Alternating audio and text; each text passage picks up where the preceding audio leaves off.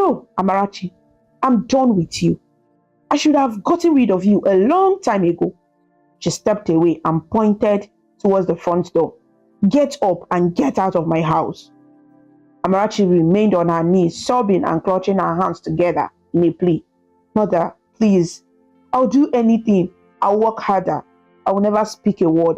Just let me stay. I want to see my daddy.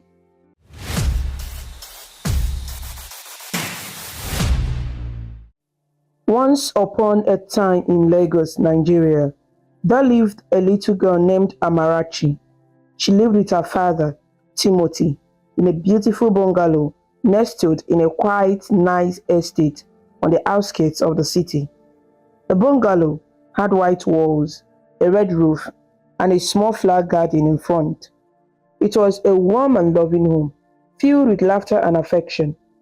Amarachi's mother had decorated the living room with family photographs and bright curtains that danced gently whenever the breeze blew in from the open windows. There was a sense of peace and safety in that home. However, things took a sad turn when Amarachi was just 8 years old. Her mother fell gravely ill and passed away, leaving Amarachi and her father heartbroken. The laughter in the house faded, and the once cheerful Mr. Timothy became quiet and sorrowful. Amarachi missed her mother terribly. Her mother's comforting hugs, her gentle voice singing lullabies at bedtime, and the sweet aroma of her cooking filling the house. The little girl often cried herself to sleep on her soft bed, clutching a small framed photo of her mother. Mr. Timothy tried his best to comfort his daughter, but he was grieving too, and the house felt emptier than before. As the months passed, Mr. Timothy realized that Amarachi needed a motherly figure in her life. He also longed for companionship and someone to help care for his daughter. After careful thought, he decided to remarry. One sunny afternoon, he sat Amarachi down in the living room. He sat on the sofa near the window where sunlight streamed in. Holding her little hands in his, he said gently, "My dear, I have something to tell you. I met a kind woman named Deborah. She's very nice and I think she could be a good mother to you. How would you feel if I invited her to come live with us?" Amarachi looked up at her father with wide, curious eyes. She remembered her own mother with love, but she also trusted her father's judgment. She wanted him to be happy, and deep down she missed having a mother's love. "Will she be kind to me, Daddy?" Amarachi asked softly. "Yes, my dear," Mr. Timothy assured, squeezing her hand. "Deborah is very kind. She has even bought some gifts for you. I believe she will take good care of you when I'm at work, and I'll still always be here for you." Not long after that conversation, Mr. Timothy brought Deborah to the house to introduce her to Amarachi. Deborah was a tall, elegant woman with a friendly smile and bright eyes.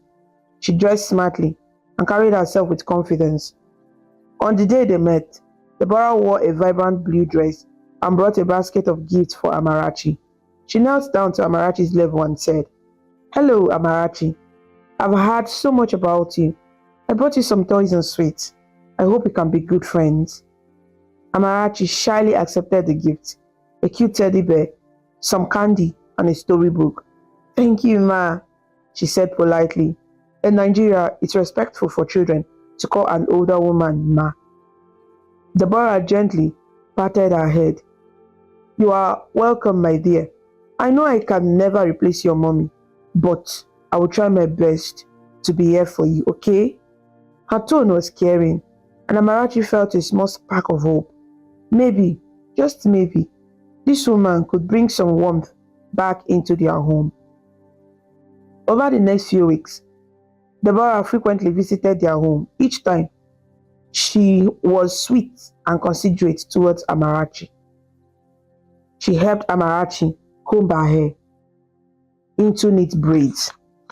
In the morning, before going to school, she cooked Amarachi's favorite meal and even sat with her to read the new storybook she had given.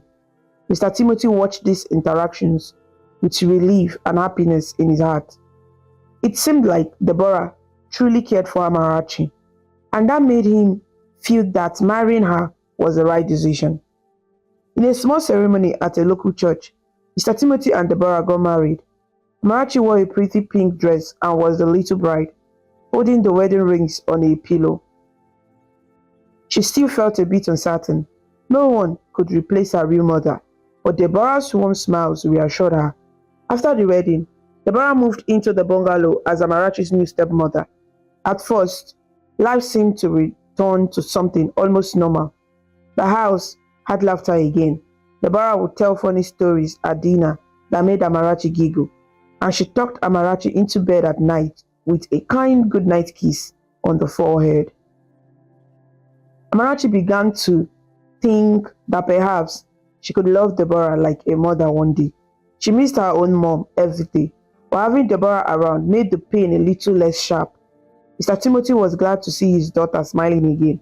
He too felt happier with Deborah by his side, helping to mend their once broken hearts. For a short time after the wedding, things went well, but soon, Mr. Timothy and Deborah announced some big news. Deborah was expecting a baby. Mr. Timothy was overjoyed at the thought of a new child, and Amarachi was genuinely excited that she would have a younger sibling to play with. They prepared a small room as a nursery, painting the walls a salt blue and placing a crib by the window. Amarachi helped fold tiny baby clothes and placed them neatly in a drawer, dreaming of how she would help take care of her little brother or sister. However, as Deborah's belly grew, her patience with Amarachi began to shrink. At first, it was little things. Deborah would ask Amarachi to fetch her slippers or pick up something she dropped, saying, "My back hurts, dear. Could you help me?" Amarachi didn't mind helping. She was a kind girl and understood that her stepmother was tired because of the pregnancy. But as months passed, Deborah started to change in other ways. One evening, when Mr. Timothy was working late at the office, Amarachi accidentally spilled a glass of milk on the kitchen floor while making a cup of tea for herself. Deborah, who had been resting on the couch, heard the clatter and rushed in. Her face was twisted in irritation. "What's wrong with you, Amarachi?" Deborah shouted angrily. Amarachi trembled. She had never heard Deborah raise her voice like that before. I'm so sorry, ma." Amarachi stuttered, quickly kneeling down to wipe the milk with a rag. Deborah folded her arms and scolded. "Sorry for yourself, you clumsy child. Do you know how hard I work to keep this house clean? And here you are messing it up like a little piglet." Her words were harsh and stung Amarachi's heart. Amarachi's eyes welled up with tears. Deborah had never spoken to her so cruelly. After mopping up the spill, Amarachi looked up and said quietly, "I didn't mean to. I promise I'll be more careful." Deborah rolled her eyes. "You better be. Pregnant or not, I won't tolerate laziness or mess in my house. Do you hear me?" She snapped. Yes, ma," Amarachi replied, her voice barely above a whisper. That night, when Mr. Timothy returned home, Deborah's demeanor changed instantly. She greeted her husband with a warm smile and a hug, acting as if nothing was wrong. Amarachi was surprised to see how quickly her stepmother could switch from angry to sweet. Deborah even mentioned the spilled milk incident to her husband, but she twisted the story. "Our little Amarachi had a small accident with a glass of milk today," Deborah said in a light-hearted tone as they sat at dinner. "But don't worry, darling. I cleaned it up. She's just a child, after all. I told her it was okay." Amarachi looked at Deborah in confusion. Okay? That was not how it happened at all. But she kept quiet, nervously pushing her rice around on her plate. Mr. Timothy smiled at his wife's understanding attitude. He reached over to pat Amarachi's shoulder gently. "Be more careful next time, okay, princess?" he said kindly. Amarachi nodded, forcing a small smile. Inside, she felt uneasy. She wondered why Deborah had lied about not being angry. He didn't stop at that one incident. Over the next few weeks, Whenever Mr. Timothy was away at work, Deborah's temper fled at the smallest mistakes Amarachi made. If Amarachi forgot to sweep a corner of the living room, Deborah would snap. Are you as blind as a bat? Look at the dirt you left. You'd better sweep properly unless you want to live in a dustbin. If Amarachi took a little too long to fetch something, Deborah would huff. My goodness, you're slower than a Lagos traffic jam. You have to grow old waiting for you.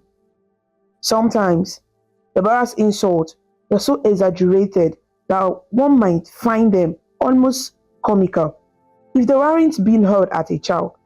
Once, when Amarachi dozed off while folding laundry, because Deborah had made her do house chores all day, Deborah clapped her hands loudly in front of Amarachi's face.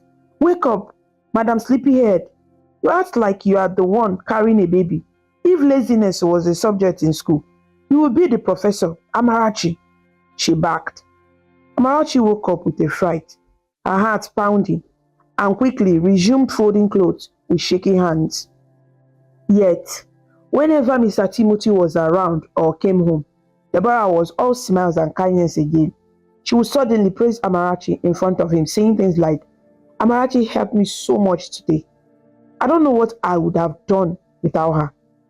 While giving Amarachi a warning glance when he wasn't looking, as if daring her to contradict the story. Out of fear and confusion, Amarachi would simply nod and play along, pretending everything was fine. Sir Timothy noticed that Amarachi had grown quieter and more timid, but he attributed it to her adjusting to having a new mother and a baby on the way. He had no idea what was happening when he was out to work. And Deborah made sure to keep it that way. Amarachi felt she couldn't tell her father the truth. She worried he might not believe her or that it would cause a fight. Besides, Deborah was pregnant and her father was so happy about the baby. Amarachi didn't want to cause any trouble or stress. In due time, Deborah gave birth to a healthy baby boy whom they named Fred.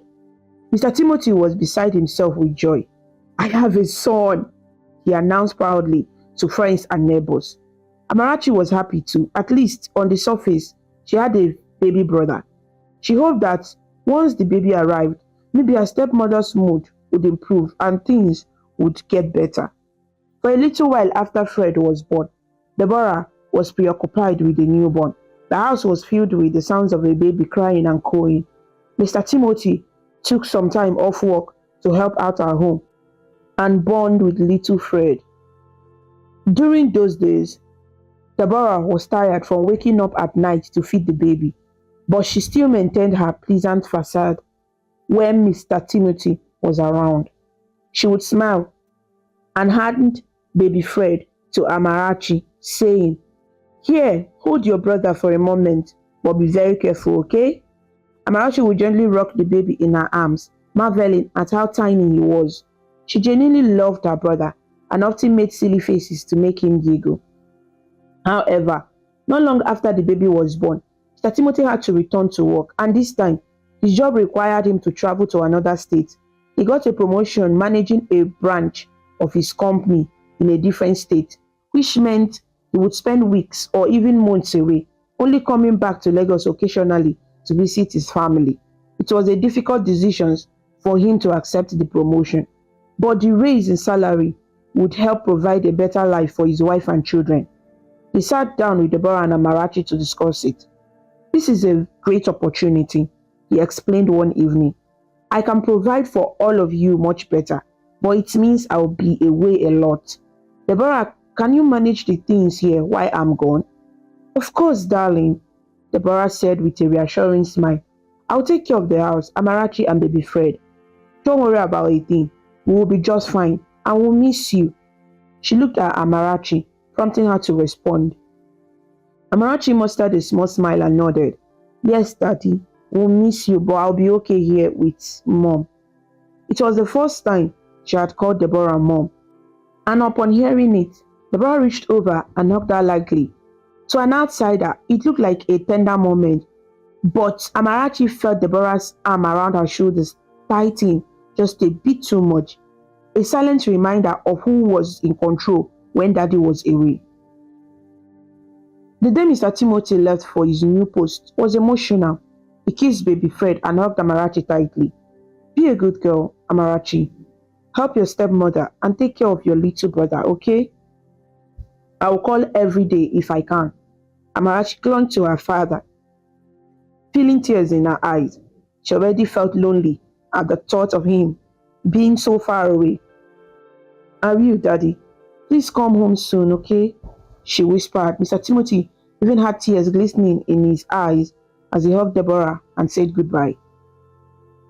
With Mr. Timothy gone, life took a dark turn for Amarachi. Deborah no longer felt the need to pretend to be kind. The very same day Mr. Timothy left, Amarachi felt the change. In the morning, Deborah handed baby Fred to Amarachi and said curtly, Feed him this porridge. I'm going back to sleep. I was up all night with him. Amarachi nodded and carefully began to feed her baby brother with a small spoon. The baby was hungry and ate eagerly, getting porridge all over his tiny chin. Amarachi couldn't help but smile at Fred's messy eating. After feeding Fred and gently rocking him to sleep, Amarachi realized she needed to get ready for school. Normally, at that time, she would be putting on her uniform and heading out to catch the school bus inside the estate. She hesitated and gently placed the sleeping baby in his crib. Mom, Amarachi said softly, I have to get ready for school now. Deborah, who was lounging on the couch in her robe, gave Amarachi a cold stare. School? She repeated, raising an eyebrow. Who will take care of Fred if you are gallivanting off to school? Do you think I have the energy to run after a baby all day by myself? Amarachi fidgeted with her hands. But Daddy said I should not miss school and my teacher will respect me. Deborah cut her off sharply. Enough. From now on, you will be homeschooled, she declared with a wave of her hand, as if it was a trivial matter. I can teach you what you need to know. Honestly, Amarachi, school is a luxury you cannot afford to waste on someone like you right now. You have more important priorities, like Fred. Tears formed in Amarachi's eyes. She loved school. She loved reading and playing with her friends. The thought of not going to school anymore horrified her. Please, Ma, I want to go to school. My friends. Deborah's expression turned venomous. Your friends? Do you think those friends will feed you? Will they take care of you? Stop being selfish. This family has changed. We have a new baby to think about. We can't afford any distractions. Her voice was icy and final. Amarachi realized it was hopeless to argue. Deborah had made up her mind. So that day, instead of putting on her navy blue school uniform and heading to class, she stayed home in a simple dress and looked after baby Fred while Deborah slept in late. And that was the upshot of Amarachi's schooling. It only got worse. Deborah began to assign Amarachi an endless list of chores each day. Clean the kitchen, scrub the bathrooms, do the laundry, cook dinner, she would order. Amarachi did her best to keep up, but the house was large and the tasks were many, especially for a 10-year-old. If anything was not done perfectly, Deborah would unleash a torrent of insults. This soup is too salty. Are you trying to poison us? Or, I told you to iron my clothes. Why are there still wrinkles? Are you as useless as a broken iron? Amarachi often felt like a servant in her own home. She ate only whatever leftovers Deborah allowed her to have, usually scraps from dinner. Sometimes, Deborah deliberately skipped feeding Amarachi at all. Oh, they haven't eaten. Well, if you had finished your work on time, you would have. It's your own fault you are hungry, she would say with a cruel smile. Then, she would pointedly toss away the remaining food or give it all to little Fred, who was a toddler by now and eating solid food rather than let Amarachi have a proper meal. At night, Amarachi's situation was no better. Initially, Amarachi had her own room, a small but cozy space with a single bed and a little desk. but Deborah decided that the baby needed that room for himself. She turned it into Fred's bedroom, filled with toys and baby things. Amarachi was ordered to move out. "Where will I sleep, ma?" Amarachi asked fearfully. Deborah pointed to the living room floor. "There, you can sleep on a mat on the floor, or on the bare tiles. For all I care, you are young, your bones can handle it," she said dismissively. So Amarachi gathered a thin mat and an old pillow and made a little bed for herself on the living room floor each night. It was terribly uncomfortable. The tiles were cold and hard, and some nights mosquitoes would sneak in and buzz around her. She often shivered in the darkness, quietly sobbing and wishing her father would return soon. When her father did call on the phone, Deborah always answered and rarely let Amarachi speak to him freely. Deborah might put the call on speaker and hover nearby, so Amarachi couldn't dare mention her suffering. "Daddy, I'm fine."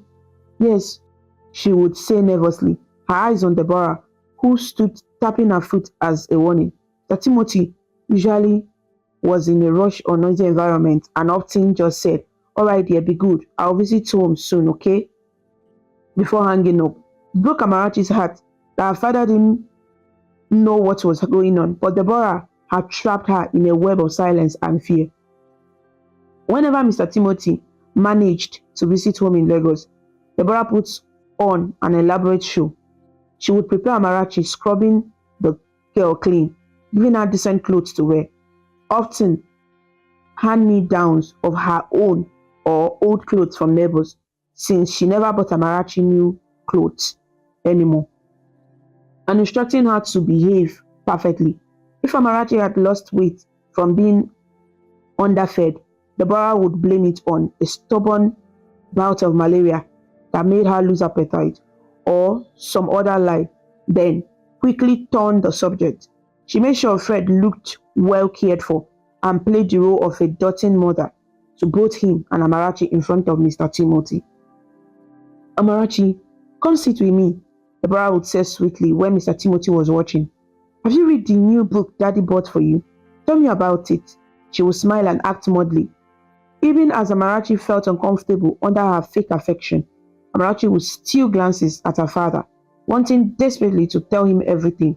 But each time she met Deborah's eyes, she saw a clear warning.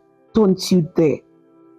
Mr. Timothy, trusting his wife and seeing at least the surface that his children seemed okay, remained blissfully unaware.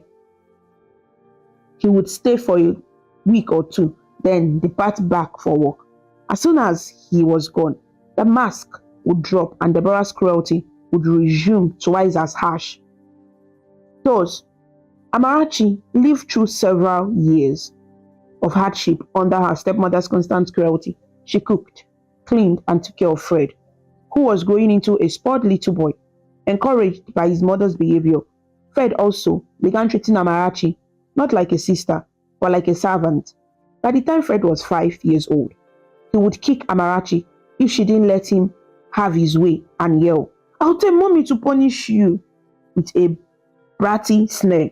If Amarachi was sweeping the living room, Fred would deliberately spill his juice on the floor and then call out, "You missed a spot, cleaner girl," just to copy his mother's taunt. Deborah would laugh when she witnessed her son's behavior. She even taught him nasty names to call Amarachi, turning it into some twisted game. Amarachi endured it all quietly. She had no other choice. She often thought of running away, but she was still just a child and had no idea where she would go. She held onto the hope that one day her father would truly see what was happening and save her from this nightmare. Until then, she survived day by day, praying silently each night for strength. One sweltering afternoon, after enduring the mistreatment for years, Marge's life was about to change yet again. By now, she was around 15 years old. She had grown taller and leaner, though much of her growth was stunted by malnutrition and constant stress. Her once bright, round face was often downcast and thin. Still, she tried to maintain hope in her heart.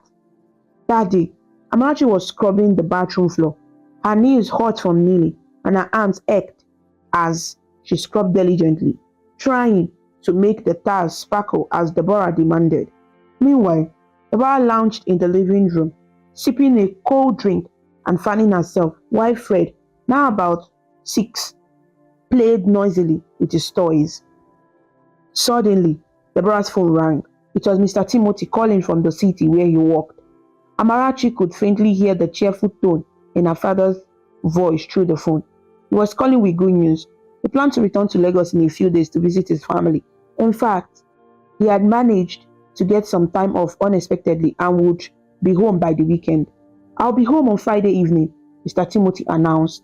"I can't wait to see you, darling. Hi, Amarachi. Hi, Fred." Deborah glanced in the direction of the bathroom where Amarachi was working, a frown forming on her face. If her husband came home, how would she hide the truth this time? Each visit had been harder to mask Amarachi's suffering. Amarachi was getting older, and the effects of years of abuse were harder in disguise. Deborah forced a smile into her phone. "We are all fine, my love. Fred is doing great, and Amarachi, oh, she's just playing outside with a neighbor's child right now," she lied effortlessly. "We can't wait to see you. Safe travels back." After she hung up, Deborah's heart pounded, but not with joy. It was with panic and annoyance. Friday? That's just 3 days away, she thought. Her eyes narrowed and she considered her options. She knew Amarachi might seize the chance to tell her father everything if she got even a moment alone with him. Or worse, Mr. Timothy might notice Amarachi's condition, her worn-out clothes, her tired eyes, the fact that she hadn't been to school in years. Deborah had managed to fabricate stories to cover up this fact so far, but it was becoming risky. That evening, Deborah made a decision. She waited until Fred had fallen asleep in his room. Then she cornered Amarachi in the kitchen, where the girl was cleaning up the dishes after dinner. Deborah's voice was low and cold. "Your father is coming back in a few days," she said. Amarachi looked up surprised and hopeful. "Daddy is coming, really?" Despite her misery, the thought of seeing her father made her smile genuinely for the first time in a long while. Deborah's eyes flashed with irritation at Amarachi's hopeful expression. "Don't think this is good news for you," she hissed. "I know exactly what a cunning girl like you might do. You will run to him with crocodile tears, telling him lies about how I have treated you. You think you are clever, huh?" Amarachi shook her head frantically. "No, ma, I wouldn't," she began, though deep in her heart, she did want to tell her father everything. Still, fear held her back from admitting it. "Quiet," Deborah snapped. "I have no intention of allowing you to ruin things for me. Do you understand?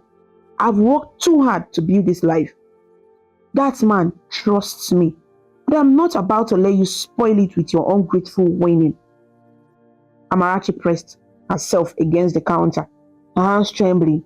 She had never seen Deborah look so ominous. "I won't say anything, I promise," she whispered. Deborah sneered. "Oh, I know you won't, because you won't be here when he arrives." Amarachi's heart skipped. She didn't fully understand at first. What do you mean, ma?" "I mean you are leaving this house," Deborah declared with a cold finality. "Tonight." Amarachi's eyes widened in alarm and disbelief. Leave the house? Where would she go? This was her home, or at least it used to be, before it turned into a prison. All her meager belongings were here. More importantly, how would her father find her if she wasn't at home when he arrived? He would be worried sick. "Please, ma," Marchi pleaded, dropping to her knees on the kitchen floor, forgetting all about the soapy dishwater and rag in her hands. "Don't send me away. I have nowhere to go. I promise. I won't tell Daddy anything. I promise. I'll stay out of sight if you want. I will hide in the backyard when he comes. Just please don't chase me out." Tears flowed down her face as she begged. Deborah looked down at the little girl without a shred of pity. In fact, Amarachi's desperation seemed to embolden her. She felt a twisted sense of power. Here was the girl who could expose her cruelty, now kneeling and groveling. Deborah curled her lips in a cruel smile. No, Amarachi, I'm done with you. I should have gotten rid of you a long time ago. She stepped away and pointed towards the front door. Get up and get out of my house. Amarachi remained on her knees, sobbing and clutching her hands together in a plea. Mother, please, I'll do anything. I'll work harder. I will never speak a word. Just let me stay. I want to see my daddy. At the mention of her father, Deborah's face hardened further.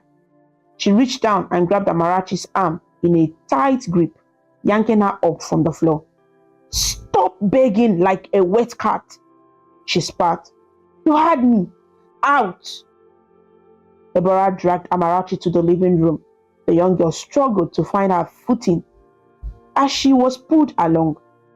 Deborah opened the front door. The night air of Lagos was hot and heavy with humidity, and the estate was quiet except for the distant chirping of crickets and the buzz of mosquitoes. Amarachi's heart thudded in her chest. She could not believe this was happening. Deborah shoved a small plastic bag into Amarachi's hands. Inside, Amarachi saw a few of her threadbare clothes crumpled together. Deborah had hastily thrown some of her things into a bag, likely just to avoid Mr. Timothy finding any obvious trace of Amarachi's existence in the house. Take this and go. Don't let me ever see you near this house again, Deborah said, her voice low and dangerous. By now, Amarachi was crying openly, her body shaking with sobs. What will I tell Daddy when he comes? He will ask for me, she managed to say between sobs. Deborah's eyes flashed with cruelty. You won't tell him anything because you won't be here. I will handle your father. I will tell him you ran away. If he loved you enough, he wouldn't have left you here in the first place, would he? Those words cut Amarachi deeply. In her pain and innocence, she had sometimes wondered if her father truly cared, since he never noticed her suffering. Hearing Deborah voice that doubt was like rubbing salt in a wound. Now, get out!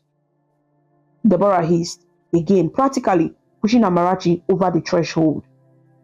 Amarachi stumbled out onto the veranda, clutching the plastic bag of her belongings.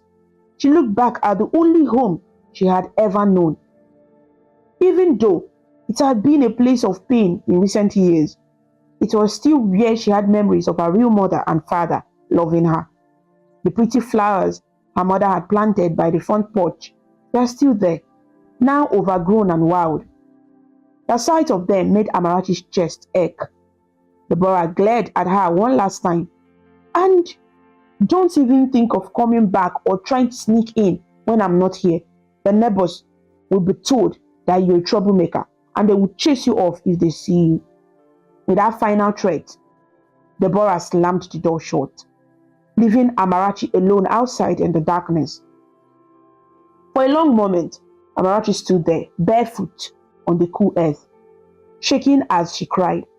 She felt totally lost and terrified. It was late, and she had nowhere to go. She thought about knocking on a neighbor's door for help, but Deborah and Mr. Timothy had only lived in the estate, and Deborah wasn't friendly with the neighbors. Amarachi was too afraid to approach strangers in the middle of the night. Wiping her tears with the back of her hand, Amarachi knew she had to find a place to stay safe until morning. Clutching her little bag, she started walking down the quiet estate road. The estate gate was closed at night, but the security guards knew her as Mr. Timothy's daughter. When she approached the gate, one guard on night duty looked at her with surprise. Ah, Amarachi, why are you going to at this time? He asked, noticing her tear-streaked face and the bag. Amarachi lowered her head to hide her swollen eyes. I'm going to my auntie's place, she lied softly, voice trembling. It's not far, just outside the estate. The guard looked concerned. This late? Does your stepmother know? Yes, Amarachi whispered, not daring to say more. She edged past the gate. The guard hesitated, but he eventually nodded. Perhaps he thought it was some family matter he shouldn't interfere with. He let her through, simply saying, Be careful, okay? It's late. Greet your auntie. Amarachi managed a weak thank you and slipped out into the street beyond the estate. This began the darkest chapter of Amarachi's life. The first night she found shelter under the awning of a closed shop on a nearby street. Lagos nights can be dangerous, especially for a young girl alone. But Amarachi was lucky not to encounter any harm that night. She curled up hugging her plastic bag of clothes, using it as a rough pillow.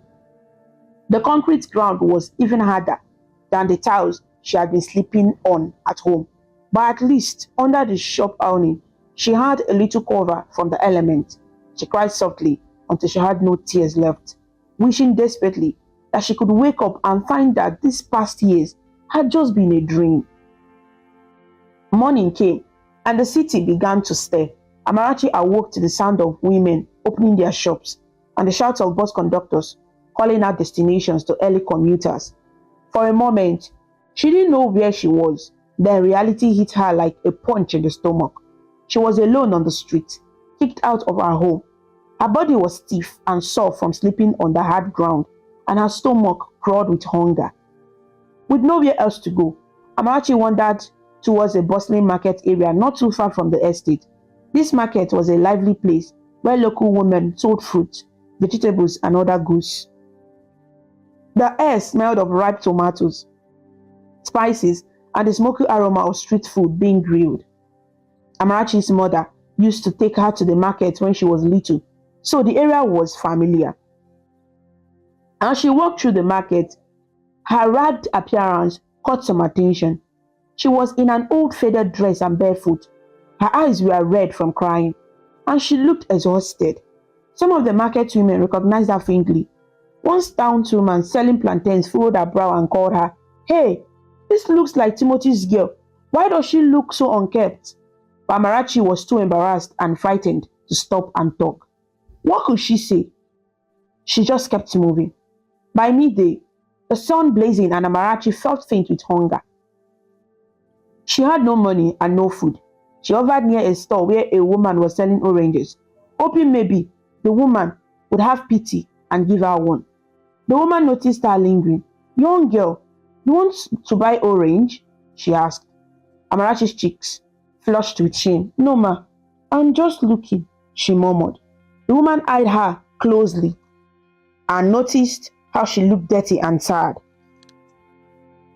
"Are you not Amarachi, Mr. Timothy's daughter?" she asked, recognizing her face now. At the mention of her father, Amarachi couldn't hold back her tears.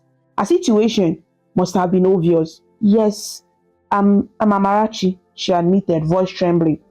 The orange seller frowned with concern. "What happened, my dear? Why are you roaming the market alone looking like this? Where is your stepmother?" Amarachi opened her mouth to explain, but the words stuck in her throat. She was overwhelmed with emotion. Seeing the girl start to cry, the kind woman reached out and pulled her gently to the shade of her store. "Come, sit here," she said, offering Amarachi a small wooden stool to sit on. "Whatever it is, you need to eat first." The woman took out an orange, peeled it with a knife, and handed it to Amarachi. Amarachi muttered, "Thank you, ma," and started eating the orange segment. The sweet juice was like heaven to her parched throat and empty stomach. Between bites and sobs, Amarachi found herself telling the orange seller a little bit of her story. She explained that her stepmother had sent her away, though she was too afraid to detail all the abuse. The woman listened sympathetically and shook her head in dismay. "Ah, some women are wicked," she said under her breath. News travels quickly in the marketplace. A few other traders nearby, including a tall thin woman selling vegetables and an older man selling yams, overheard bits of the conversation and gathered around. They all knew Mr. Timothy by name or by face, a polite, hardworking man who shopped there occasionally with his wife. They had noticed that in recent times, they no longer saw Amarachi with the family during market trips, only the wife and her son. Now, they were learning why. One of the market women, named Mama Ngozi, gently patted Amarachi's back. "My child, don't cry. You can help us here at the market if you need to earn some small money or food. It's not much, but at least it will keep you from starving." The community of traders, tough as their lives were, often looked out for each other and even for strangers in need. They decided to let Amarachi do small tasks for them in exchange for food or a little change. That day, Mama Ngozi asked Amarachi to help her sort a pile of peppers and okra. In return, she gave Amarachi a meal of rice and beans wrapped in a leaf. Another woman had Amarachi sweep her store area in exchange for a bottle of water and a few naira coins. An old cobbler at the corner had her watch his store for a few minutes while he took a break, and he rewarded her with a piece of roasted yam. It was hard, menial work, but Amarachi was grateful for any kindness. At least no one here insulted her or hit her. By the end of the day, she had earned a handful of coins. She used a couple of them to buy herself a piece of bread for dinner from a roadside vendor. She found an alley by the market where some other homeless children her age seemed to sleep. It was frightening to join them. She had never slept on the streets among strangers before, but she was too exhausted to keep her eyes open. Hugging her bag of clothes and her tiny earnings, she lay down on a piece of cardboard one of the children gave her and fell into a very dreamless sleep. Over the next few days, this became Amarachi's new reality. Each morning, she would wake up with the sunrise, her body stiff and sometimes beaten by incense from the night. She would make her way to the public tap to wash her face and drink some water. The market women and men would greet her kindly. They gave her little chores, carrying crates of tomatoes, washing vegetables, watching stalls, or helping load goods for customers. In return, they gave her small amounts of money or a meal. It was not a comfortable life, but Amarachi learned to survive. At times, Amarachi would think of her father and cry, wondering if he had come home and what he had been told. Did Daddy come back and find me gone? Does he think I ran away? The thought pained her. She imagined her father would be very worried when he discovered she was missing. Or would he believe Deborah's lies? She shook that thought away. She couldn't bear to think her father would simply accept that she left. Sometimes, at the end of a long day, she would find a quiet corner of the market and allow herself to remember happier times, her mother's gentle face, or her father's warm laugh when she would dance around the living room as a little girl. Those memories were like a balm in her aching heart, though they often brought fresh tears as well. Despite all her hardship, Amarachi remained a kind and humble girl. The market people grew fond of her. They admired how polite and hardworking she was, despite her young age and whatever she had gone through. A few times, some of them asked more about her father so they could contact him, but Amarachi was hesitant. She didn't know her father's phone number by heart, and Deborah certainly wouldn't help. Also, part of her was afraid. What if her father truly believed she ran away? Would he be angry at her? She felt stuck in a painful uncertainty, hoping each day that her father would somehow find her. That weekend, Mr. Timothy's taxi pulled up to the front of his house in the evening. Just as the sun was setting, he stepped out eager to see his family, especially Amarachi, whom he had missed dearly. He carried a small suitcase in one hand and a toy he had bought for Fred in the other. As he approached the front door, he felt a slight unease. Something felt off. The house seemed too quiet. Typically, Amarachi would run out to greet him, or he would hear Fred's playful shout. He unlocked the door and stepped inside. "Hello, I'm home," he called out. Deborah appeared from the kitchen, drying her hands on a towel. She put on a smile that did not quite reach her eyes. "Welcome back, darling," she said, giving him a hug. Fred toddled up and hugged his father's leg, and Mr. Timothy bent down to lift his son into his arms. After hugging Fred, Mr. Timothy looked around, still not seeing his daughter. "Where is Amarachi?" he asked, expecting her to pop out any moment. "Is she out getting something or at a neighbor's house?" Deborah's smile faltered. She feigned a confusion and concern. "Well, that's what I wanted to talk to you about," she said slowly. "Amarachi, she's not here." Mr. Timothy's heart skipped a beat. "Not here? What do you mean? Where is she?" He set Fred down, beginning to feel alarmed. Deborah sighed dramatically, touching her hand to her forehead as if distressed. "I mean, she's gone. She ran away from home." Mr. Timothy's eyes widened in shock. "Ran away? That's not possible. Why would she do that?" He quickly shook his head. No. Amarachi wouldn't just run away without a reason. She's a sensible girl. What happened, Deborah? Tell me the truth." Deborah put on her best act, wiping an imaginary tear. I don't know, she lied. Everything was fine. And then a few nights ago, I went to check on her in the middle of the night and she was gone. I found the front door wide open. I was terrified. I thought maybe she sleepwalked out or something bad happened. But then I found that she had taken a few clothes with her. I think I think she left on purpose. Mr. Timothy stared at his wife in disbelief, a cold feeling growing in his stomach. That makes no sense, he said in a low voice. He knew his daughter's character. Amarachi was obedient and not the type to run away. And if something had upset her, why would she not leave a note or try to contact him? Did she say anything to you? Did you two have an argument? He demanded. Deborah shook her head quickly. No argument, I promise. I've been trying to find her. I even told the neighbors and the estate guards to keep an eye out. The last part was also a lie. She had done no such thing. I didn't want to worry you at all, so I was hoping she would come back on her own. But she trailed off, shrugging helplessly. Mr. Timothy's hands balled into fists at his side. Something was definitely wrong with this story. Amarachi living on her own accord just did not ring true. His voice hardened. Deborah, are you absolutely sure that's what happened? You didn't scold her harshly or do something that scared her off? Deborah gasped and played offense. How could you think that of me? I love Amarachi like my own child. She looked as though she might start sobbing. I was worried sick, and now you're accusing me. This is unfair, Timothy. But Mr. Timothy was not convinced by her dramatics. His fatherly instincts were screaming that Amarachi was in danger or hurt somewhere. He turned away from Deborah and immediately strode out of the house, his mind racing with what to do.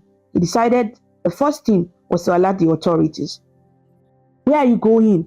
Deborah called after him, her tone a mix of worry and irritation. To the police station, he responded without looking back. And you, he pointed at Deborah, a fierce anger in his eyes. You should better pray we find my daughter soon and safe. If I find out you had anything to do with this, so help me God. There was a threat in his voice that Deborah had never had before. Mr. Timothy was usually gentle and even-tempered, but in that moment, he was a furious father. Deborah stood in the doorway speechless as she watched him drive off into the night to find help. Deep down, she felt a band of fear.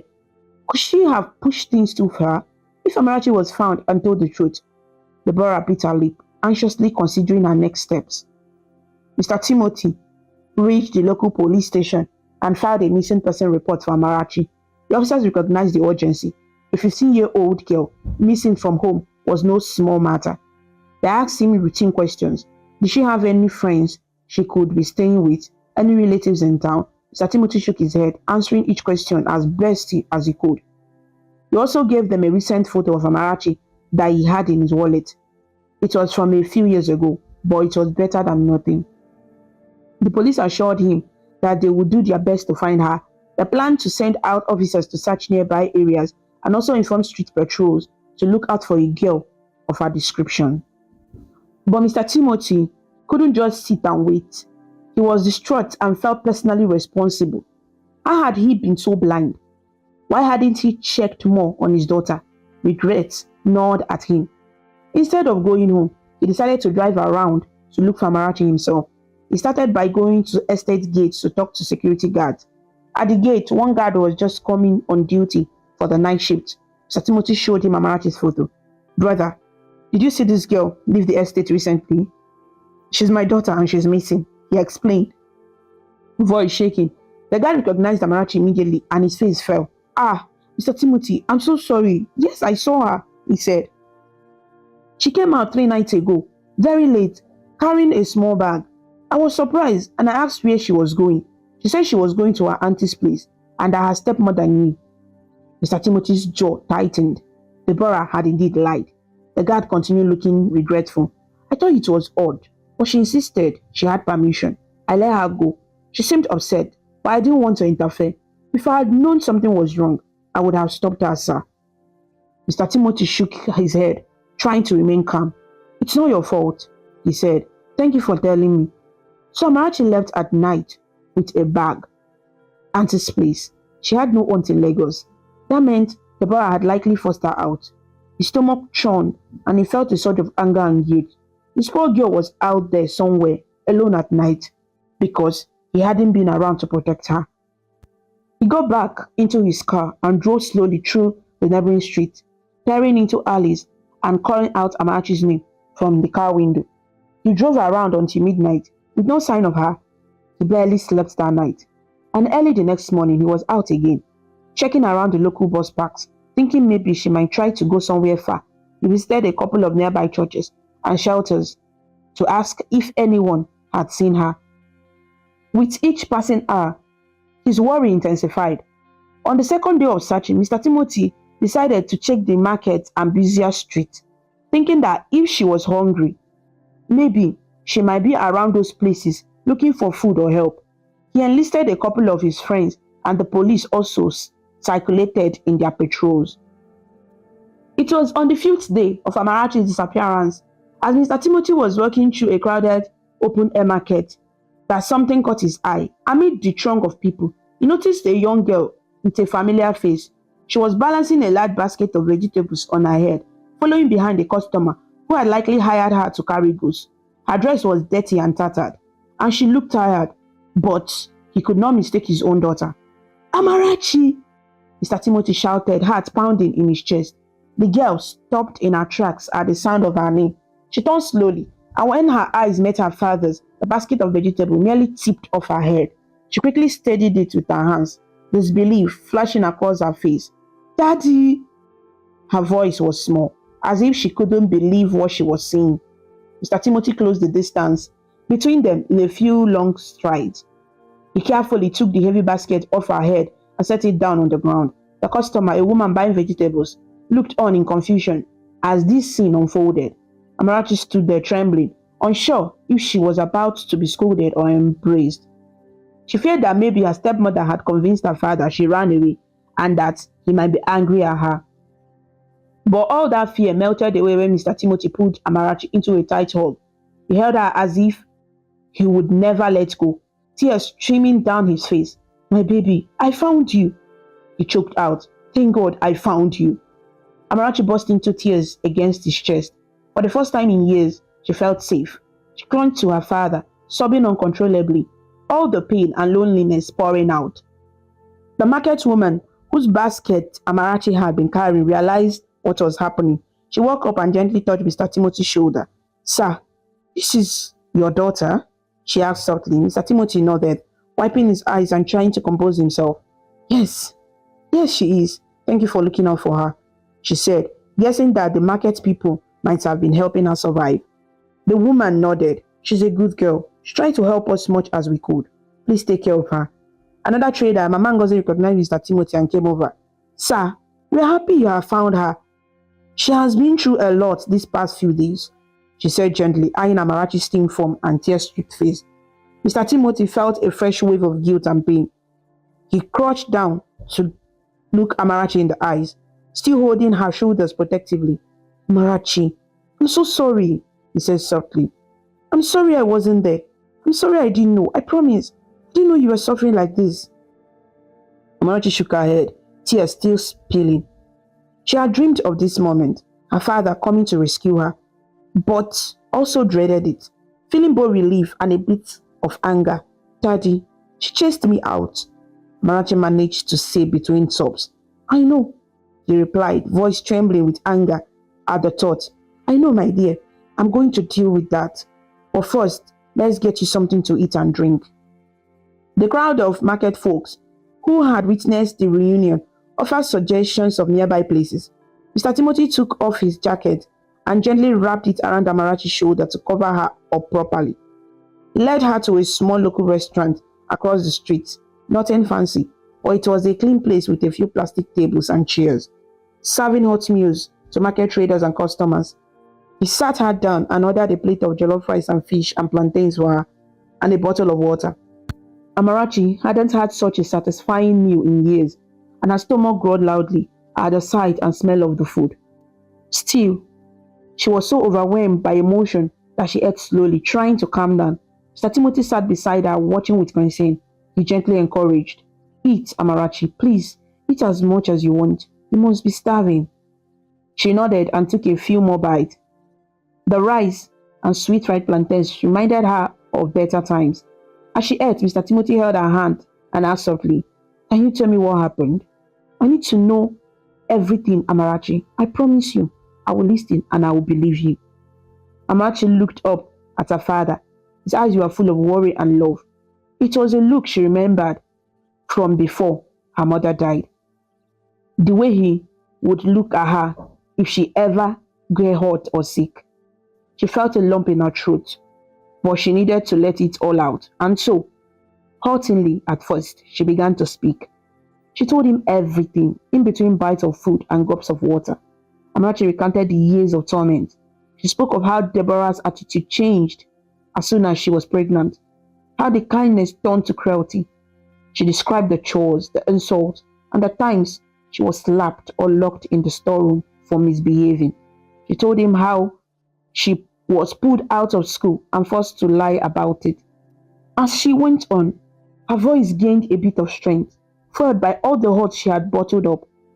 She talked about sleeping on the floor and being denied food, about Fred's own cruel behavior that mirrored his mother's, and about that night, the night Deborah threw her out like garbage.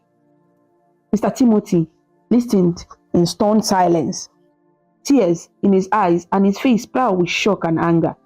A few times, he closed his eyes and shook his head, whispering, "Oh my God," under his breath, as Amarachi recounted all the terrible incidents, like the time she was so sick with fever, or Deborah refused to buy her medicine, making her still cook dinner while ill, or the time Deborah had pulled Amarachi by the ear for accidentally burning the food and left her ear bleeding. By the end of Amarachi's story, Mr. Timothy's hands were trembling with rage, but he kept his voice gentle for Amarachi's sake. He didn't want to scare her with his anger that was truly directed at Deborah and himself. "I'm so sorry, Amarachi," he said again, his voice breaking. "I should have been here. I should have known. I never imagined Deborah could be so evil. I trusted her and I failed you."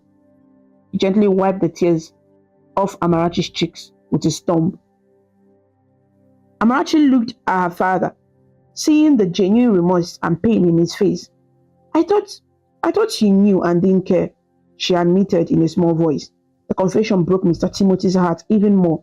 "No, my precious girl," he said, choking up. "I had no idea. I swear I had no idea. I would never have allowed this if I knew. You are my child, my first child, and I love you. I have always loved you. I was just blind. I was foolishly blind." He embraced her again, and they cried together quietly in the little restaurant. After a few minutes, Mr. Timothy took a deep breath, trying to steady himself. "Listen to me, Amarachi," he said, pulling back to look at her family. "This will never happen to you again. I promise. I'm going to take care of this right now." He paid for the meal, thanked the restaurant owner, who had politely given them privacy, and then led Amarachi outside. Mr. Timothy had already informed the police, and he knew he should inform them that he had found his daughter. He dialed the number of the officer who was handling the case and quickly updated him. The policeman on the line was relieved that the girl was found, but when Mr. Timothy explained in a tight, controlled voice what Amarachi had told him about being mistreated and then thrown out, the officer's tone became serious. "That's a criminal matter, Mr. Timothy," the officer said. "Child abuse and child endangerment. We will meet you at your residence with a team as soon as possible to take appropriate action." Mr. Timothy agreed and arranged to meet the police at his house. He then guided Amarachi to his car. On the drive home, he kept a comforting arm around her shoulder, as if assuring himself that she was really there and safe. Amarachi, exhausted from the emotional roller coaster, leaned against her father, eyes closed. She felt safe for the first time in a long time, but she was also nervous about what was going to happen next. When Mr. Timothy's car pulled up to the bungalow, it was early evening. Deborah was pacing on the porch, visibly agitated. She had been on edge ever since her husband stormed off. She certainly hadn't expected him to find Amarachi so quickly. The moment she saw Amarachi step out of the car beside her father, Deborah's face went pale. This was the outcome she had feared. Amarachi, Deborah exclaimed, trying to sound surprised and relieved. Oh, thank goodness, you are safe. She rushed forward as if to hug Amarachi, but Mr. Timothy stepped protectively in front of his daughter, blocking Deborah's path. Stay right there, he said sharply to his wife. His voice was so stern that Deborah froze in place. Before Deborah could utter another word, two police cars arrived at the house and parked at the curb. Two uniformed officers stepped out, along with a female officer and a plainclothes detective that approached the porch swiftly. Deborah's eyes widened in alarm. Timothy, what's this? She stammered, trying to maintain her composure. Neighbors in the estate started to notice the commotion, with a few peeking out of their windows or opening their doors slightly to see what was happening. Mr. Timothy looked at Deborah with an expression of disgust and sorrow. This, he said in a low voice, is the consequences of what you have done. The lead officer stepped forward, looking between Deborah and Amarachi. The policeman had stern face. Are you Mrs. Deborah Timothy? He asked. Deborah nodded hesitantly. Yes, I am. The officer's tone was formal and unyielding. Mrs. Deborah, you're under arrest for the abuse and abandonment of a minor, namely your stepdaughter, Amarachi Timothy. Deborah's mouth fell open. What? Abuse? No. There must be some misunderstanding, she sputtered, casting a quick glare at Amarachi. She ran away. I never... But the officer raised a hand to stop her excuses. The female officer stepped forward and gently took Amarachi aside to ask her a few questions, while the detectives produced a small notebook, reading from it. We have a report that you willfully neglected the child by depriving her of food, denying her schooling, forcing her into child labor, and ultimately driving her out of the home, which endangered her life. These are very serious allegations, ma'am. Deborah's eyes darted around. She realized the police must have gotten this information from Amarachi via her husband. Her heart pounded in panic. She's lying. Why would I do such things to my own stepdaughter? I raised her like my own, Deborah insisted, trying to muster a convincing tone, but it came out shrill. Mr. Timothy shook his head, his face full of pain and anger. Stop lying, Deborah. It's over. Amarachi told me everything. Everything. His voice cracked on the last word, the betrayal cutting him deeply. At that, Deborah dropped the pretense. Her expression shifted from fake innocence to desperation. She suddenly lunged toward Amarachi, who was standing a few steps away with female officer. One of the officers quickly stepped in and held Deborah back by the arm. Deborah screamed, not in anger now but in fear. Timothy, please. I can explain. Don't do this. Don't let it take me away. Little Fred, who had been peeking from inside the doorway, now stepped out and started crying at the sight of his mother being restrained. Mommy, Mommy, he wailed, running to her side. One officer gently guided the boy back a few steps so he wouldn't interfere. Deborah started sobbing, realizing the gravity of the situation. In a final attempt to save herself, she dropped to her knees despite the officer holding her arm. She clutched the hem of Mr. Timothy's shirt. Please, Timothy, I'm sorry, she cried. I know I did wrong. I was overwhelmed and I made terrible mistakes. Please don't let them take me to prison. I beg you, I will change. I will be better. I swear. Just give me another chance. Amarachi watched this. Standing near her father now, he felt a mix of emotions. This was the woman who had made her life miserable and threw her out like trash. Yet here Deborah was reduced to begging. It was pitiful in a way, but Amarachi's heart had been hardened by too many years of hurt to feel sympathy now. She turned her face away, not wanting to meet Deborah's pleading eyes. Mr. Timothy looked down at his wife. This woman he once loved, or thought he loved, and felt nothing but heartbreak and anger. Her tears did not move him. In fact, they only reminded him of the countless tears his daughter had shed because of her. He gently removed Deborah's hands from his shirt. I trusted you with my child, he said quietly, his voice trembling, and you betrayed our trust in the worst way. I left to build a better life for us, and you destroyed my family. There are consequences, Deborah. Seeing that Mr. Timothy was unmoved, Deborah turned to Amarachi, still on her knees. Amarachi, my child, please forgive me, she cried, reaching a hand out towards the girl. Tell them to stop, please. I was wrong. I'll treat you well from now on, I promise. Don't send me away. I'm the only mother figure you have. Amarachi felt a surge of courage as she heard those words. She stepped forward, her eyes surprisingly calm despite the tears on her cheeks. In a clear voice, she replied, You lost the right to call yourself my mother figure the day you decided to hurt me and throw me out. You never treated me like a daughter, so you are not my mother. Deborah flinched at Amarachi's words as a slap. She opened her mouth to plead again, but the officers had had enough.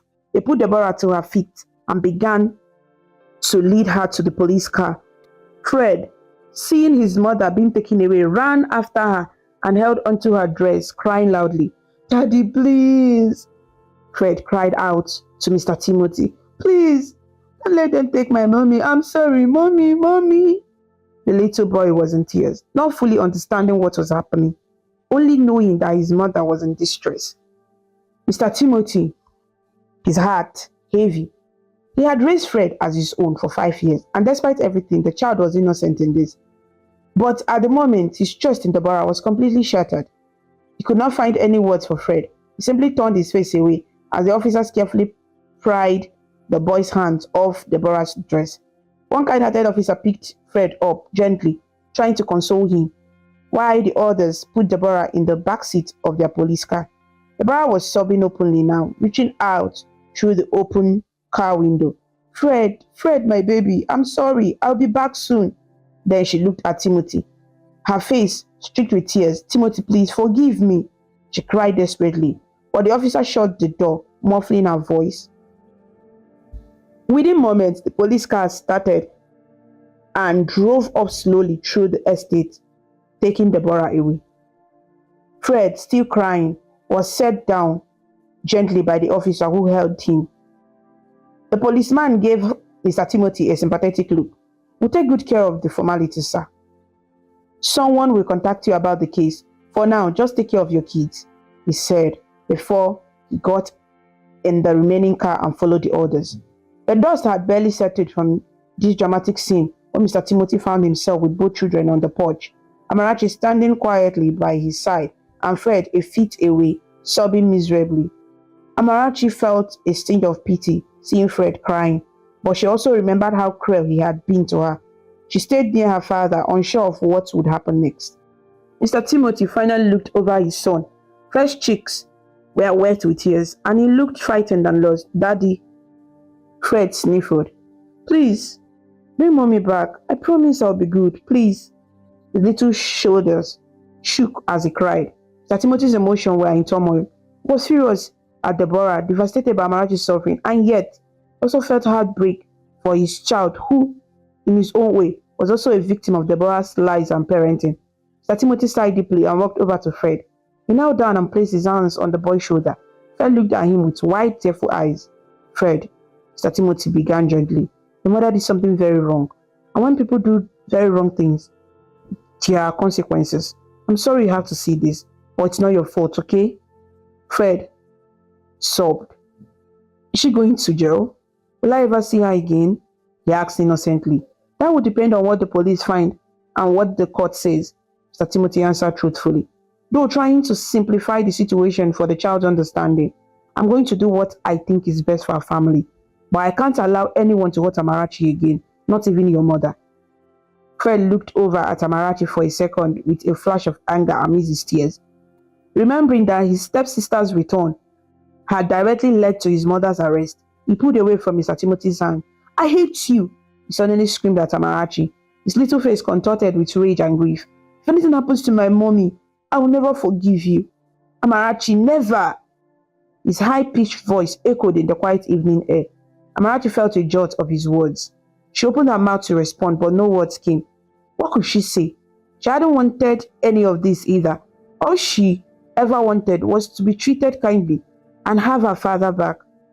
Yet, she could understand Fred's fear of losing his mother, twisted as that mother's influence had been. Mr. Timothy stood up and interjected firmly. Fred, that's enough. Stone was not harsh, but it was very firm, more authority than the boy had heard from him before. Go inside the house. Fred looked at his father, surprised at the command. But inside now, Mr. Timothy repeated. Fred, sulky and heartbroken, hung his head and shuffled into the house. He gave Amarachi one last glare and then ran into his room, slamming the door. Mr. Timothy rubbed his temples. He looked older than he had just a few days ago. This event had clearly taken a toll. I'm sorry. I'm so sorry you had to hear that, Amarachi, he said softly. Amarachi shook her head slowly. It's okay, Daddy. He's just upset. Mr. Timothy gave a small sad nod. He realized that as angry as he was with Deborah, he also had a responsibility to Fred, at least for now, but something was gnawing at him ever since Deborah had been arrested. Fred was his son, or so he had always believed. But Amarachi's revelation and Deborah's action made him question everything. Could there be more that Deborah had hidden? Remember the mysterious man at the gate of the house earlier that day as he was returning from the market with Amarachi?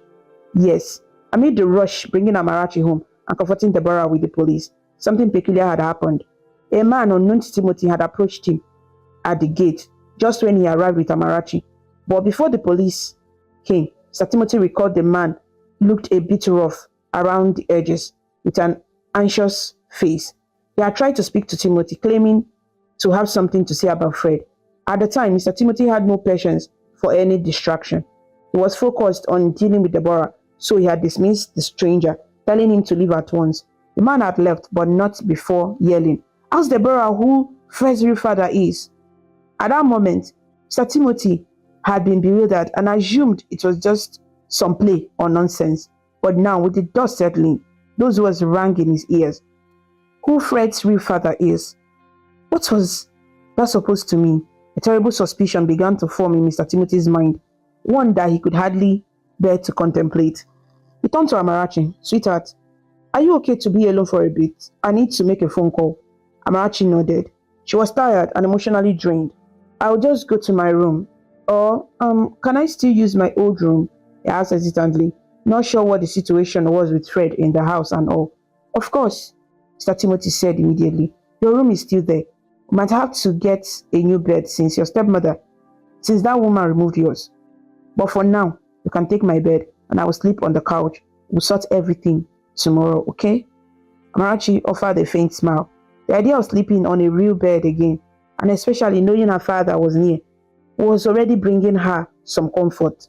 Thank you, Daddy.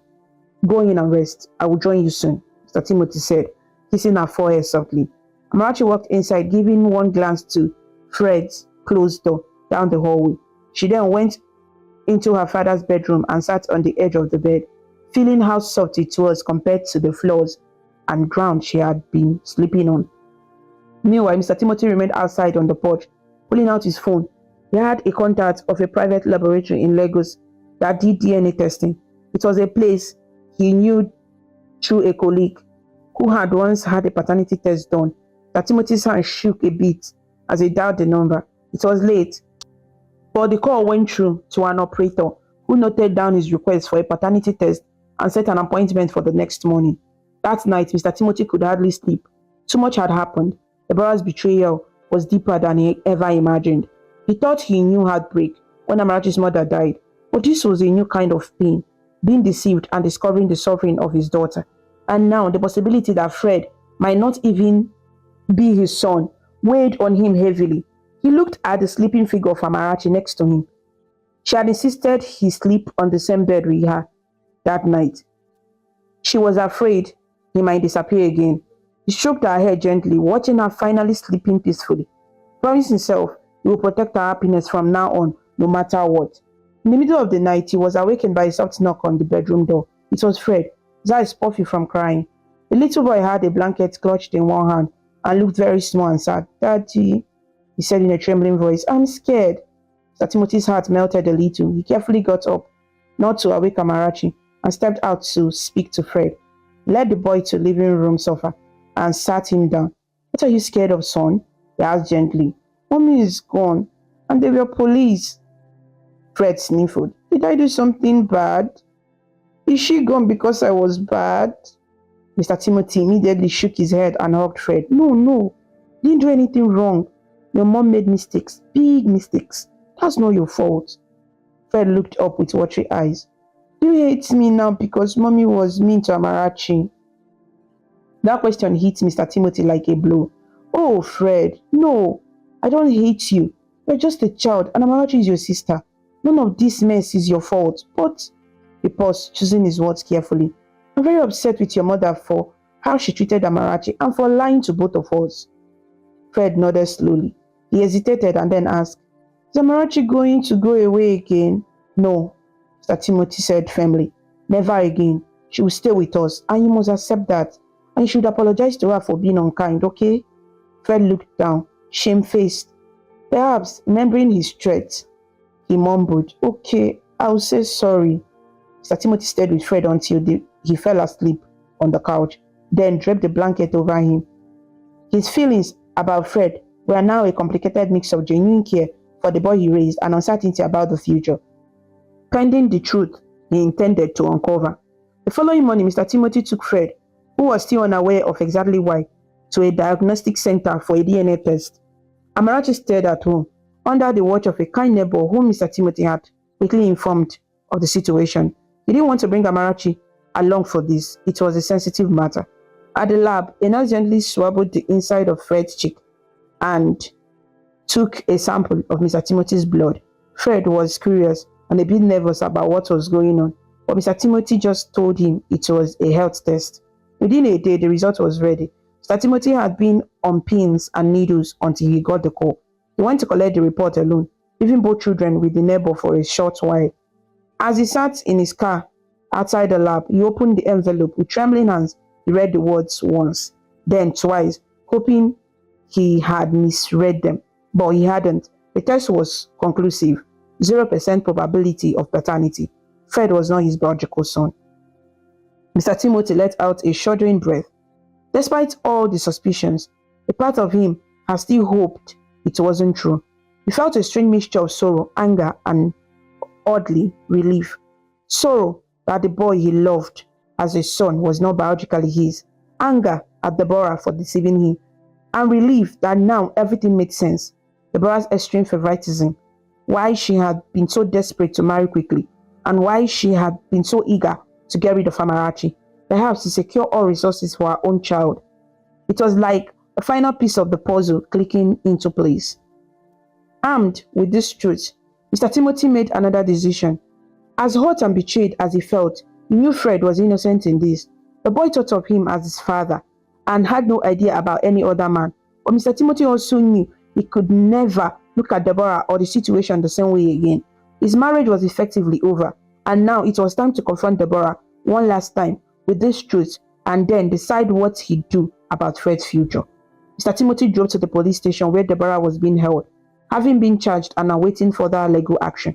Using his influence and being the complainant, he managed to get a brief meeting with her in a visitation room. Deborah looked disheveled and broken from a night in custody.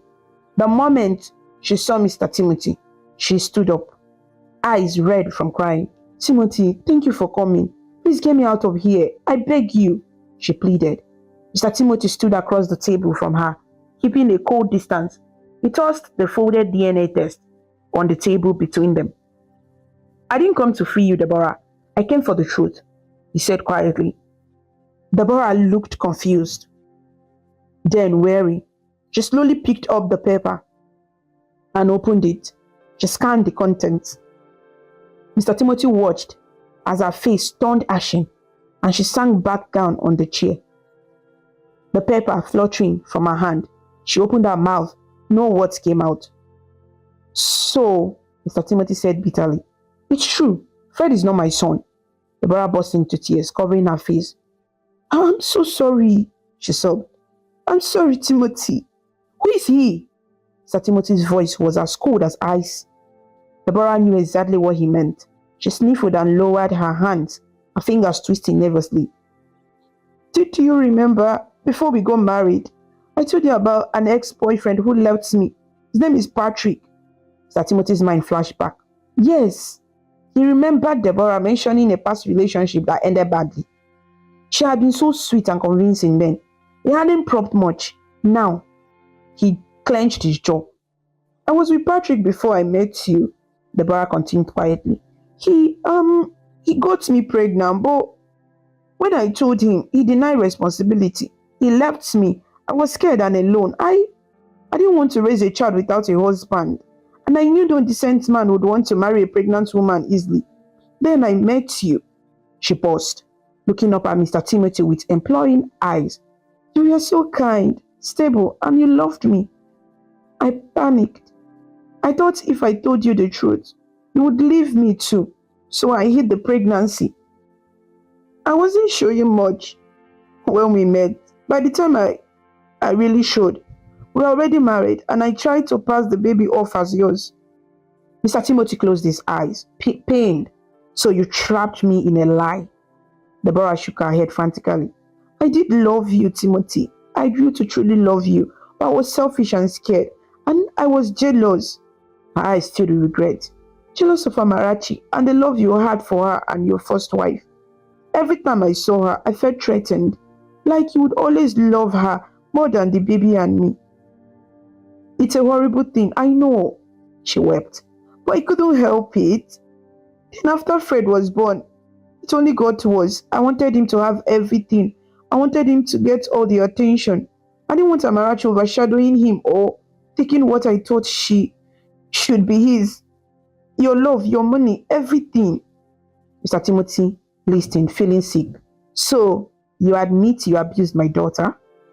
Deborah lowered her head in shame. Yes, I regret it now. I was wrong. I was evil to her. I see that now. He looked up, tears streaming. Timothy, please, I don't expect you to forgive me, but please, think of Fred. Even if he's not your blood, you are the only father he knows. Don't throw us away completely.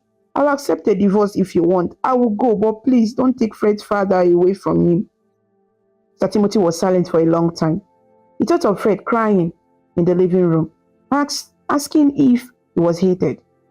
It was true, the boy knew no other father, but the hurt Deborah had caused was too deep. I will make sure Fred is taken care of, he said quietly, but not as your husband. Our marriage is over, Deborah. I will file for a divorce immediately.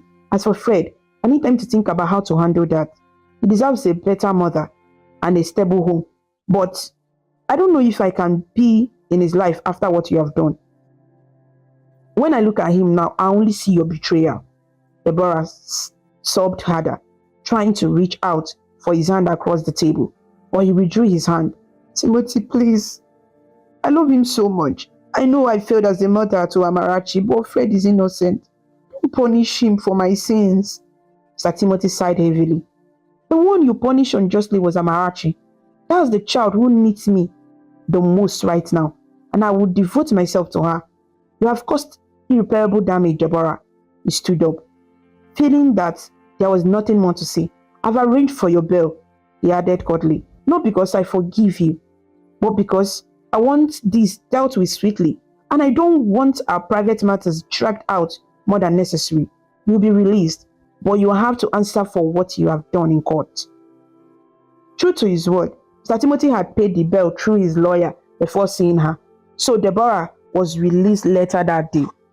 She came home once more, not as a welcome wife, but to pack her things and Fred's belongings under supervision. When Deborah arrived back at the house, escorted by Mr. Timothy's lawyer and with Mr. Timothy present, Amarachi stayed in her room, not wanting to face her stepmother again. She could hear the muffled sounds of Deborah moving about and the occasional sobs of sniffles, but Amarachi didn't go out to look. Instead, she sat by the window, looking out at the sunny street and feeling a whirlwind of emotions, relief that Deborah was leaving, anxiety about what could happen to Fred, and a cautious hope for the future. In the living room, Fred was clinging to Mr. Timothy. He had been told gently that his mommy had to go away for a while, and that he might go stay with his real father or with his maternal grandmother, Deborah's mother, for some time. This news confused and upset the boy deeply. He didn't remember any real father at all. Apparently, Patrick had never been in his life, so hearing that someone else was his father left him shocked. What do you mean, my real father? Isn't Daddy my father? He asked in a small, dismayed voice. Deborah had only burst into tears, unable to answer him properly, and Mr. Timothy had gently explained that Mr. Timothy raised him, but another man was his biological father. Fred had felt a swell of confusion and betrayal. His own mother had lied to him about something so important. Still, as young as he was mostly scared and sad, not fully understanding why everything was changing. His grandmother lived in another state, which sounded far and unfamiliar. The only home and family he knew was here, and he was terrified by the idea of leaving it. Deborah emerged from the bedroom with two suitcases. Her eyes were swollen, and she looked at Mr. Timothy and Fred with deep sorrow. She knelt down to hug Fred tightly, both of them crying. "My son," she whispered, "Mommy loves you so much. I'm so sorry for all of this.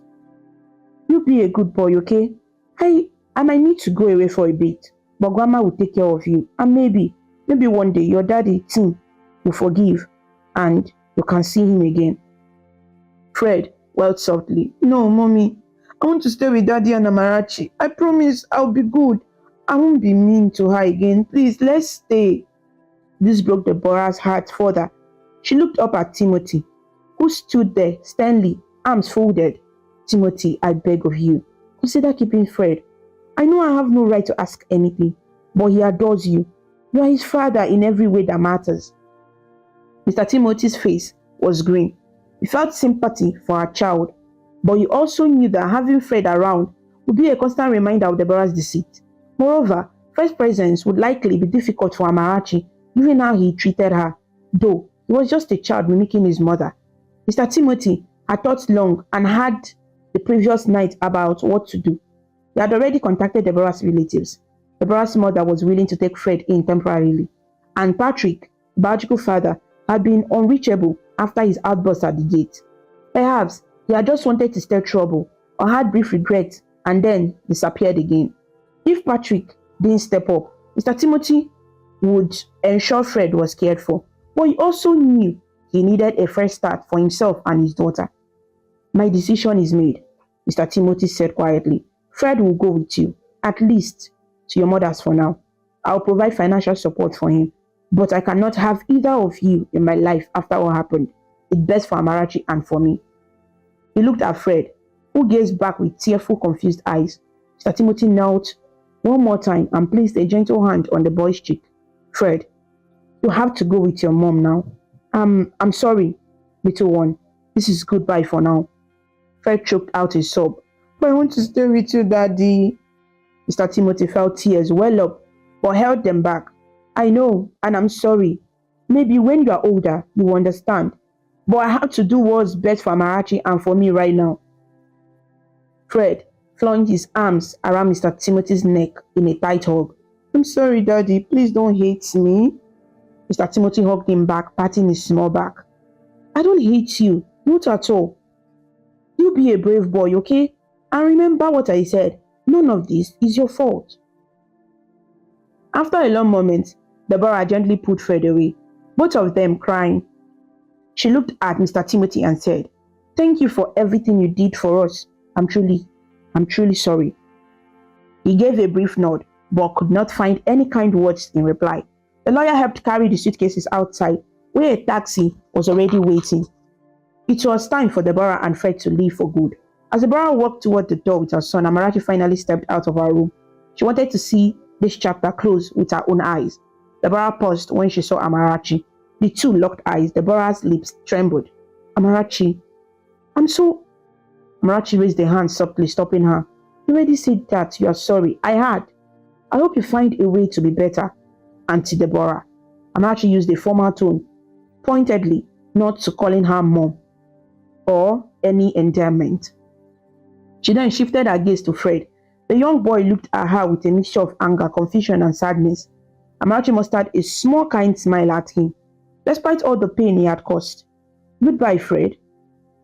Take care of yourself. I forgive you for everything. I know it wasn't really you. It was circumstances." She struggled to find the right word instead of directly blaming his mother in front of him. Fred just sniffled and looked down, clinging to Deborah's hand. In truth, he felt ashamed, but didn't know how to express it. He had enjoyed bullying Amarachi when his mother encouraged it.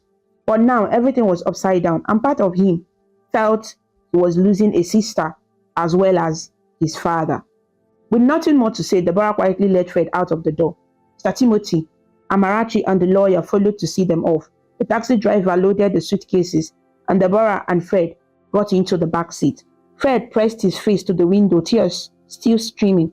Mr. Timothy gave him a little wave, which Fred weakly returned. Deborah couldn't meet Mr. Timothy's eyes anymore. She stared at her lap, knowing she had destroyed something precious. The taxi drove off, winding through the estate until it was out of sight. Deborah and Fred were gone. A heavy silence hung in the air as Mr. Timothy closed the front door and leaned against it. Taking a deep breath, Amarachi stood in the living room, not sure how to feel.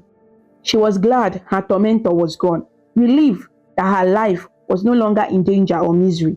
But she also felt a twinge of sadness for Fred and for her father, who had been hurt so deeply. Mr. Timothy looked at Amarachi. She looked back at him. It was just the two of them now, as it had been in the beginning after her mother died, father and daughter alone but together. Mr. Timothy managed a small smile through his tears. He opened his arms. Amarachi didn't hesitate. She rushed into them and hugged him tightly. "It's okay, Daddy," she whispered. "We'll be okay."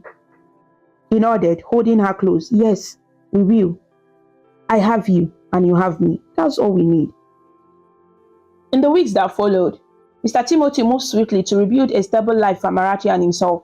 He officially filed for divorce from Deborah and also sought full custody of Amarachi, which was given since he was her biological parent and Deborah had no legal claim for her anymore. But he wanted to ensure Deborah could never interfere with Amarachi's life ever again. Deborah faced legal charges for child abuse. In the end, partly due to Mr. Timothy's own desire not to prolong the case, she was sentenced to a few years of probation and community service and mandated counseling rather than a long-term jail.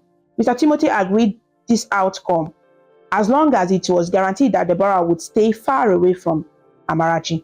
She returned to live in her hometown with her mother and first stayed with his grandmother as well for the time being. Mr. Timothy provided some financial support for Fred as he felt a moral responsibility, but he made no further contact with Deborah. Meanwhile, true to his word, Mr. Timothy arranged to transfer his job position back to Lagos. Fortunately, his company understood the situation when he explained that he had urgent family matters and needed a permanent posting in Lagos.